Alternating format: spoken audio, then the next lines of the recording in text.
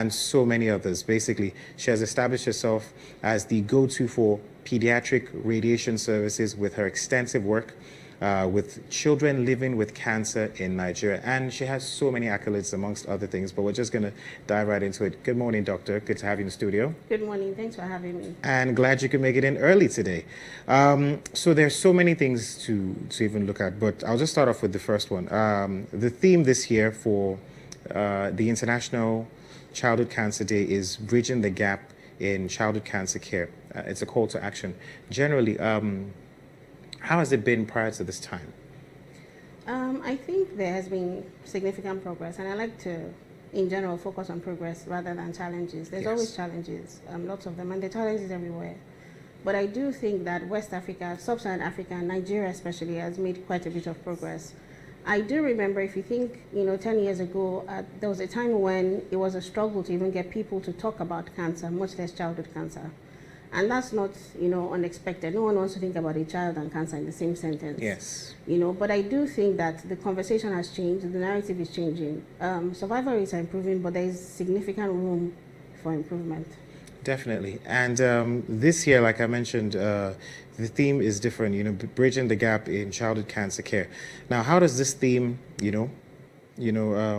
how does this theme resonate with the people all over the world and also here in Nigeria? I think that it depends on who you're talking to and where they work, where they practice, and what their own life experience is. For certain people, bridging the gap can mean working in, the lower resource settings like ours. Yes. To make sure that every child has access to care. Yes. So if you work in a place where 90% of children have access to care and you're getting very good survival rates, the gap for you might then be, how do we accomplish this in other places? I think for those of us who are working in resource-constrained settings, bridging the gap is about a lot of things. It's about ensuring access to care. It's about improving expertise. It's about improving availability, So it depends on who you're talking to. But I think in the context of Nigeria, it is a lot of things. It is making sure there's facilities and equipment. It is improving expertise, capacity building. Most importantly, it's about access. So if we have the equipment and we have the expertise, but the children can't afford care or they're too far away to get to us, all of the things that we've done mean nothing. So I think for us, access is the most important thing. There are very many important things, but if you had to pick one, it would be access. To access. I like the fact that you mentioned that, if there was care, if there was funding and other things related, then things might be easier. So why haven't we seen governments, step into roles and trying to bridge the gap? I know that healthcare can be expensive sometimes, but this is cancers in children. So these are heavy gaps that could be built. So let me say, first of all, cancer care or healthcare is not about can be expensive. Healthcare is expensive, no matter where you are, everywhere in the world. The only thing is somebody has to bear that cost.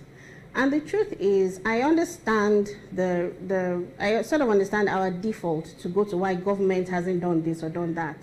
But the truth is, the government can't do everything, right? There's a lot they can do, but they can't do everything. And what I think the most important thing the government can focus on is creating an enabling environment.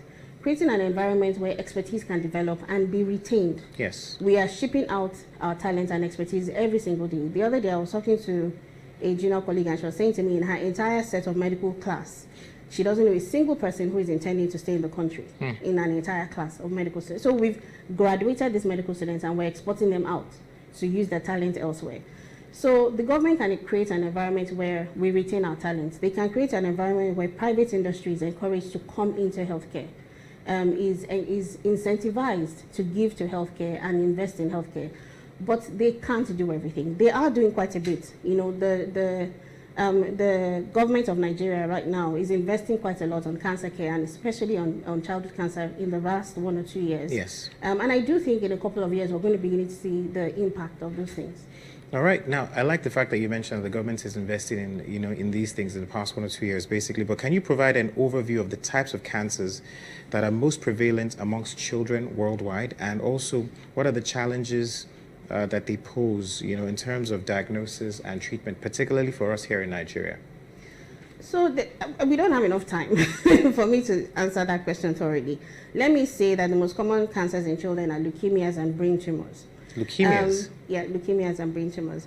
And let me say that let me say something I think is important to say. Survival rates for childhood cancer can be better than adult cancers. In many countries, we have 80-90% survival rates. There are types of cancer in children where we don't even discuss survival anymore. What we focus on is reducing side effects, ensuring that they maintain their fertility, making sure they can live a normal life with limited sequelae. So, and the reason why I like to focus on that is because people think cancer is this difficult, terrible disease. Adults are not able to cope with it. A child, therefore, has no chance. Yes. It's actually the reverse. Children actually tend to have better survival than adults. So I think it's important to say that. I think that in terms of challenges, we all know what the challenges are. Like I said, I don't like to focus on challenges. But the truth is I can summarize them in three things. One is expertise. Okay. We have to create an environment where we're able to develop expertise and retain the expertise. The second is equipment and facilities, infrastructure. Yes. And infrastructure is both the equipment and the systems. So the children have to be found early, referred to the right place on time, at a time where the cancer can still be cured or treated successfully. The third thing is access. Treatment is expensive anywhere you go in the world. And so we have to overcome those access barriers. The access can be financial because of the cost. It can be geographic because of the locations where you have most of the expertise concentrated in urban areas. And again, that's not unusual. Anywhere you go in the world, you'll find that that is the case. But I will summarize it in those three things and say those are the three main sort of challenges. And there's effort in every one of those areas going on right now. All right. Well, I'm glad to hear that there are efforts there, though. But let's talk about symptoms, right? So generally, cancers it's been said that sometimes you can't really tell the difference. So what are some of the key symptoms and signs that parents should be aware of, that they can identify in their children? And also, what can they do in early stages? And also, how can healthcare professionals, in a way, facilitate some timely diagnosis? Because, sometimes, I don't want to say that, healthcare professionals sometimes misdiagnose or sometimes miss it, but what can they do to get it better? Okay, so again, let me start by saying, just because I might forget by the time I start rambling, let me start by saying I think the single most important thing is that when a child is ill, they should be seen by a pediatrician, by somebody who is trained to treat children. Okay. I think that in itself will sort of reduce the rate of misdiagnosis and missed diagnosis. And it's okay for you to say healthcare professionals need to be aware. The truth is we have the data and the evidence to show that these children do go and see a healthcare professional when they're ill, but they get treated for malaria and typhoid, and then they're treated for malaria and typhoid again, and then they go somewhere else, and then the same thing happens. And then, the cancer is progressing, and they don't get to an oncologist until it's really advanced. So the healthcare system is failing the children, that's the truth.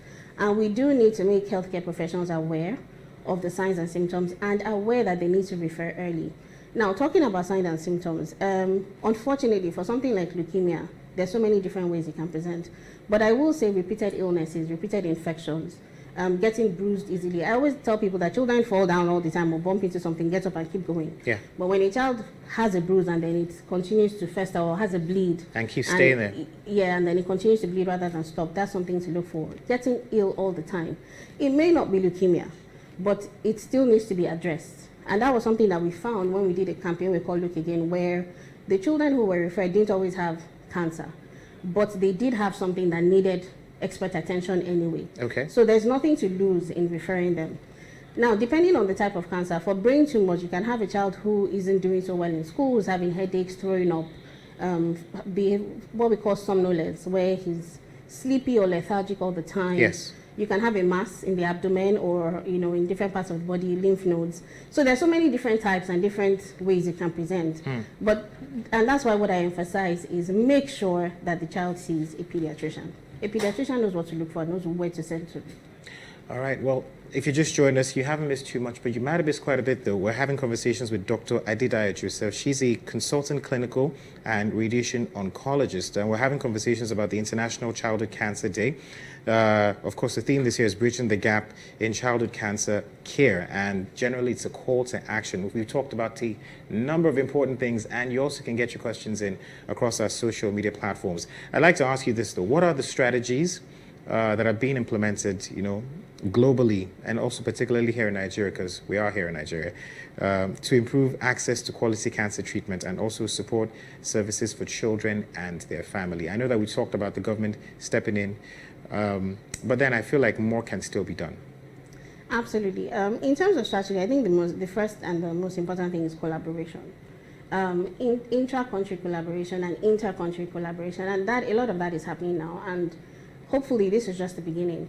What collaboration does is that rather than just sort of import guidelines and treatments that have been tested in Caucasian populations and then expect them to have the same impact in our populations who are genetically different, we're able to begin to create guidelines that are reasonably, that are feasible and relevant to our context, relevant to our genetic makeup and relevant to our resource level in the country. And I think that we're also then able to bring our context to the understanding that people from other climates and other regions have. So I think collaboration is one of the most important things.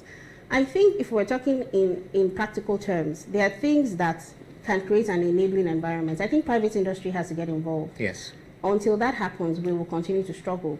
I think that we do then have to create incentives that will encourage private industry to get involved.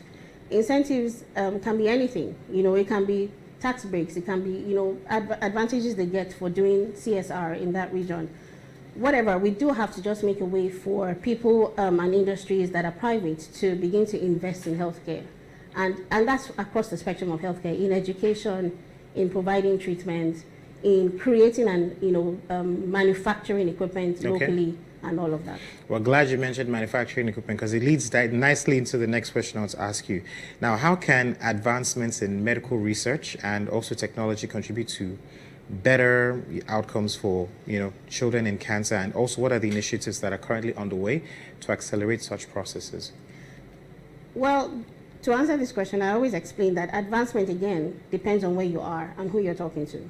So if you're talking to me in Europe and I have proton therapy in my center, advancement would mean an entirely different thing than if you were talking to me in a rural area in sub-Saharan Africa and I don't even have a linear accelerator at all. So it really depends on who you're talking to and where they are and the level that they are at. I think for us, we don't need spaceships right now. I think what we need is the things that we do have currently are enough.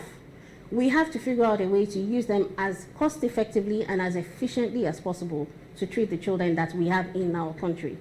I don't need a proton therapy machine. I don't.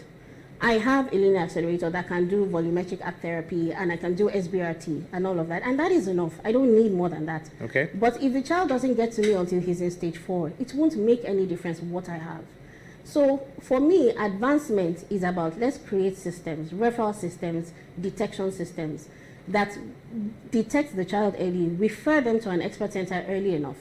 And then we see the child when the cancer is still curable, rather than when nothing can really be done at this point anymore.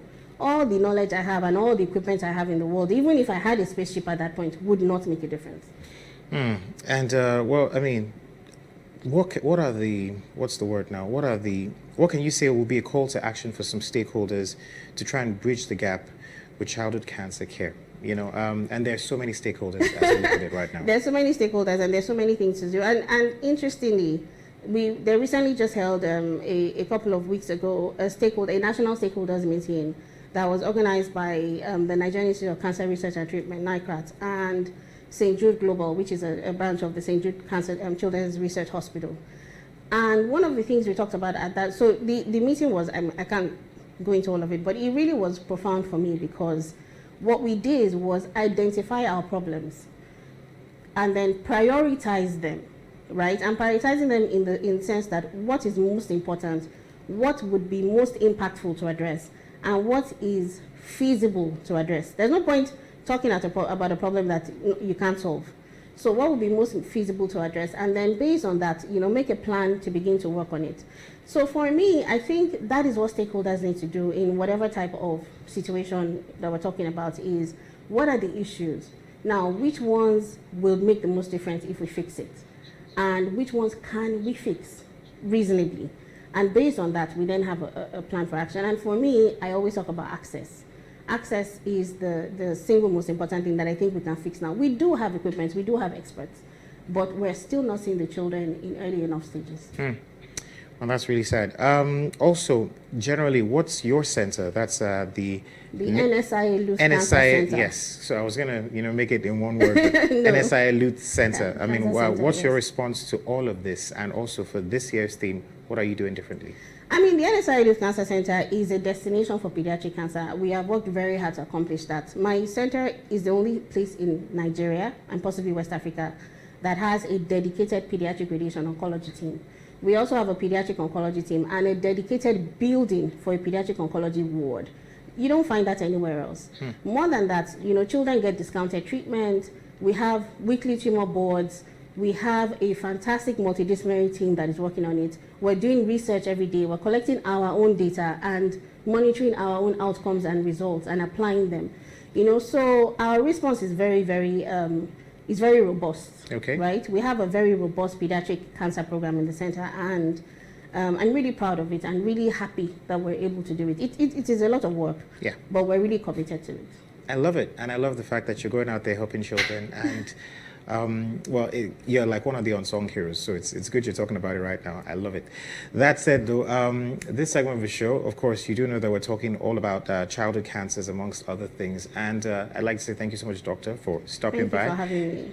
And sharing all this with us. But just before I let you leave, final words. What else would you like for this year, and also what are the plans for your company and other things related? Okay, well, so the NSIA-LUTH Cancer Centre is, like I said, we have a robust pediatric cancer program, and we're working to expand that program and build on the collaborations that we have already. If I was going to leave a final word, it would be that children in Nigeria can survive cancer. They are surviving cancer, and we just need to continue to focus our efforts. All right. Once again, thank you so much, Doctor, for stopping by. There is more to come, though. This is still Silverbird today, and we'll be sharing with you some of our training stories and other things related as the show progresses. Stay with us. There's much more to come. We'll be back after this.